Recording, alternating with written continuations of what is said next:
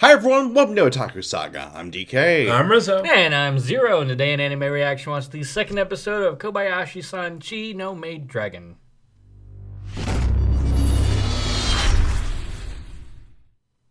If you want to check out our reaction to the second episode of Kobayashi-san Chi no Maid Dragon, hit that link in the description below. And be sure to give us feedback in the comment section because we love hearing from you. And as always, if you like what you see, subscribe to Otaku Saga. And don't forget to like and share our videos. And thanks for watching.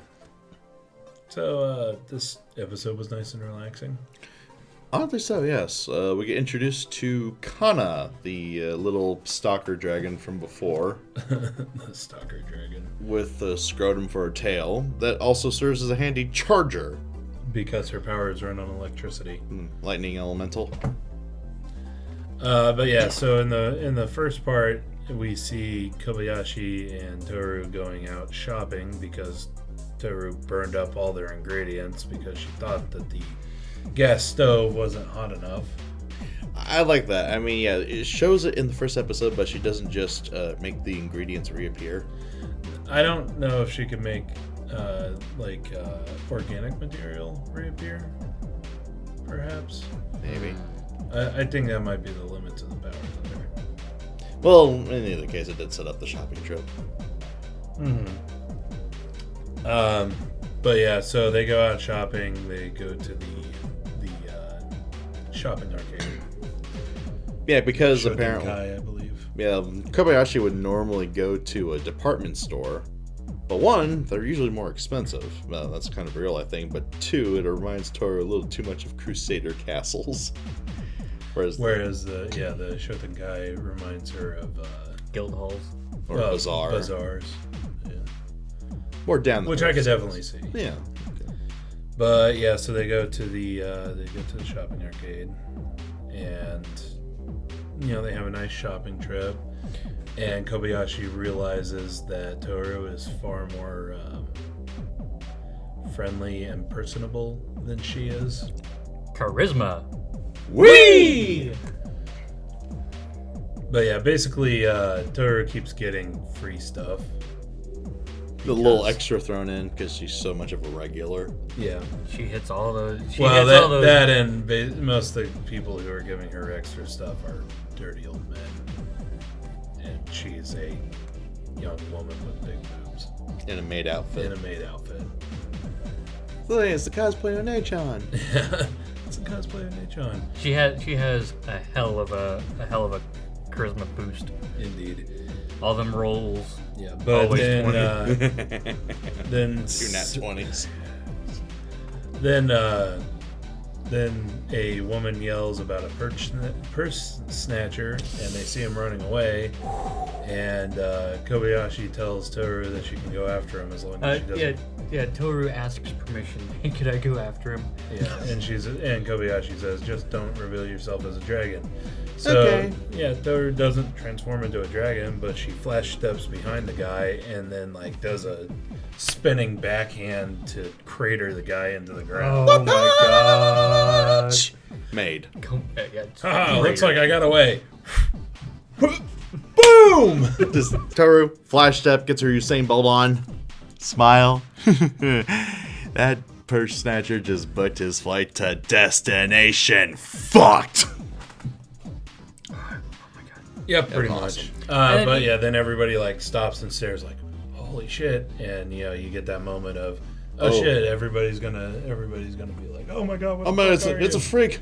It's a freak of nature. Burn her! Burn the witch!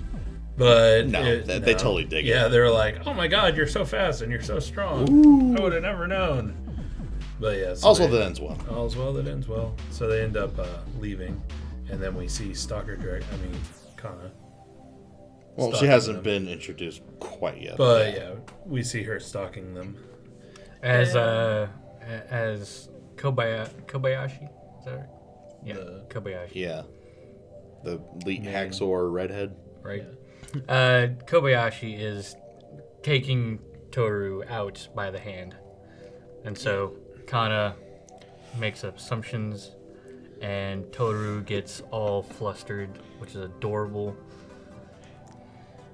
That sets up our next scene, actually. Fast forward, and Toru's out shopping on her own, leaving Kobayashi back at the apartment. When, at first Kobayashi thinks a package arrives, except this package is a little dragon girl with a ball sack for a tail. You're not going to get over that tail, are you? Nope. As long as it looks like a single blue ball, no, I'm not. Well, Close to home. She's not getting any play from Toru, so maybe that's why it's blue. But yeah, so I mean, basically, you get the whole scene where she's suspicious of Kobayashi until Toru shows up and sets things straight, and then, you know, it's revealed that she doesn't have anywhere to go, and Kobayashi's like, "Oh, why don't you just stay here?" And I find it kind of funny though, like her first words out of her mouth, she's spewing like half of Faku's genre list at poor Kobayashi. that's alright. What? NTR, slut and glasses. Oh. But yeah, basically, it's one of those setup scenes where it's like, "Oh, why didn't you live with us too?" I still love how Toru shows up. You're cheating on me, aren't you? It just sees hands around Kobayashi's waist. Oh You're man. cheating on me, aren't you? Oh, Hell, God. hell hath no Goes full dragon. dragon. Hell hath no fury like a dragon scorned. But yeah, so kind of starts living with them. Of course, you got to build up the little Harem of harem. dragons. Yeah, dragon harem somehow. And then so the next scene is them wanting to go out and play. So they go out and play. So they go out and play, and they drag Kobayashi with them, Despite her objections. despite her objections. And I love the little traveling scene where it just shows her screaming, and then shows them flying, flying off into the distance. She's like, no. I don't really like to go outside. And then they go to some open field in an undisclosed country. Apparently out of Soul Range, so I can only assume it's outside of Japan. Yeah. Well, with that many flowers, it has to be Colorado from the Digimon movie. Right. Spoiler alert, Colorado is not that floral at all. Looks nothing Not, like not that. really. No. Not really. But Try yeah, so desolate. Kobayashi basically gives up and goes, "I'm just gonna lay down here in the sun. You guys can go play." And then fucking Super Saiyan verse Cell happens in the background. Yeah, basically they're roughhousing, but they're using their dragon powers. Hey, you got to stretch out the limbs a little bit, you know? Fire off a few fireballs, keep yourself fresh. Shoot some off so that ball doesn't stable. Oh god. I'll never And get it. then Kobayashi's like, "Oh no, stop. Oh, No. Enjoy yourself at a normal human level. Enjoy yourself like I would. Oh, I thought you were Or gonna to my level." Oh, I thought you were gonna sleep. How could I sleep through that? Yeah, she tells them to enjoy themselves to her level. And so she lays down, and we get a little scene where they're like, "Oh, my back. Ouch. I'm exhausted. I'm so exhausted." Oh, And then Kobayashi's like, that's totally me. "Yeah, that's totally me." Dicks. Love how chill Kobayashi is though about everything. Yeah. Like I said in episode Totally 1, me. she's like a dude with long hair. But yeah, and then the scene after that, Kobayashi has to go to work, and Kana wants to go with her originally, but she can't, obviously. So Toru shows her around town and explains things to her. Apart from the seesaw, I And thought the Toru cars. did an alright job considering. And the cars. And the cars. I thought she did an alright job considering her circumstances. She has no idea what a cell phone is. She has no idea what makes a car run. Like I said, just has despite no idea her what a seesaw circumstances. But yeah, basically they go around town, and Toru comes up with hilariously wrong descriptions of things. Yeah. Like the guy talking on the cell phone and her being like, "Oh no, those are magic words. Those will get you through any conversation." Ah, cool, yeah. Wicked. She's right. That was brilliant. Or, well, it's the It won't seesaw. get you through any conversation. You don't want it to end up like that one scene From Grisai no Kejitsu. Grisai no Kejitsu. Never go on autopilot, otherwise you'll have a... Sounds good. Yeah. Sounds good. Well, you may get a nice sequin pink shark patch out of it, which is always cool. That the person wants you to wear forever and always. Exactly. Yeah. Sounds good. Don't do it. Don't do it. But yeah, and then they decide to go peek on Kobayashi at work, and during that, it's also revealed that that Toru has like concealment magic. Or ability to block perception. Yeah, perception blocking. And this totally doesn't work on Kobayashi. Amazingly. I think up in like when they were way up in the clouds, they thought that they were away enough to turn it off. I think that's what happened. Fair enough. Because the animators have made a point to outline when they are in perception and out of perception. Gotcha. Yeah, they didn't have that green outline on them, huh? Yeah. Well, that being said, then the Kobayashi rolled a nat 20 on her perception check. Right. Wow! I don't know. I mean, a blue sky with gray clouds and a bright green fucking head. Yeah, but I mean, just the She happened to be looking in that direction at that specific point at that specific time. maybe it's more of a luck roll. Okay. She got a high perception roll, though. She had to. But yeah, then she meets up with them and sets them straight on the seesaw.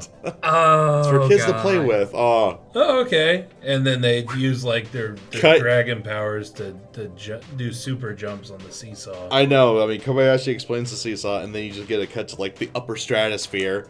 Whee! Whee! Whee! Yeah. Makes me wonder, how much do they weigh? That's a good question. I wonder if, like, when they're in human form, if they weigh the same as they do when they're dragons. Interesting.